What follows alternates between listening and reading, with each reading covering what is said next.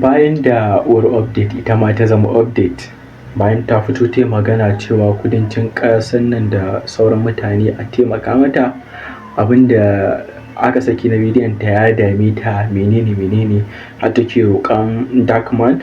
So wanda bai san Darkman ba ɗan gwagwarmaya ne na kudancin Najeriya. So ya fito yi magana inda yake cewa ai 'yan arewa ma abinda suka yi mata shine daidai, saboda ya duba ya bincike a kanta. Da farko ita ce wacce ma idan aka ce mutum ya yi abin da bai dace ba, so take ɗauko bidiyonsa take fara ɗora. Da farko da kusan sunanta uwar update, so ita ma update ɗin ta ya fita.